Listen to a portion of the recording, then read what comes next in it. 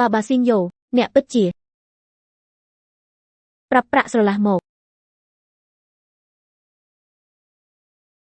ពូតើអ្នកពិតជាធ្វើអ្វីមួយខុសឆ្គងនឹងមីងមែនទេអូណានិយាយចោលអីនៅស្មោះត្រង់ស្មារតីចំពោះមីងនេះជាគំរូផលិតផលដែលអតិថិជនបានផ្ញើមកពេលព្រឹកយួនជាអ្នកកុហកមិនចាំបាច់កាត់ក្រដាសទេគំរូអីទេដែលនៅលើសូហ្វាការិយាល័យប្រធានអៀនចុងសុំទោសគំរូព្រឹកមិញអតិថិជនផ្ញើមកណាចង់ឲ្យអ្នកសម្លឹងមើលការរចនានិងគុណភាពខ្ញុំរវល់ពេកធ្វើប្រហែសទុកនៅទីនេះនេះជាកំហុសរបស់ខ្ញុំហមេចអីមើលទៅខ្ញុំបាននិយាយហើយវាគ្រាន់តែការយល់ច្រឡំស៊ីវ៉ាងអាធ្វើការជួនកាលធ្វើប្រហែសចាំខ្ញុំនឹងទេសទៅគាត់ពិតជាមែនហោមើលពួកនេះទៅហោស៊ីនយ៉ូមានអីស៊ីនយ៉ូម៉ាក់ស៊ីនយ៉ូធ្លាក់សន្លប់ហោឈរងុយធ្វើអីបញ្ជូនមន្ទីរពេទ្យភ្លាម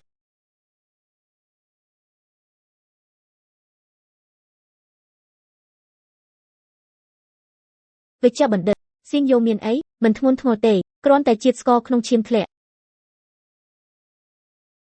កូនក្នុងពោះស៊ីនយ៉ូនេះជាកូនអ្នកណាវិជ្ជបណ្ឌិតតើកូនក្នុងពោះគាត់មានអី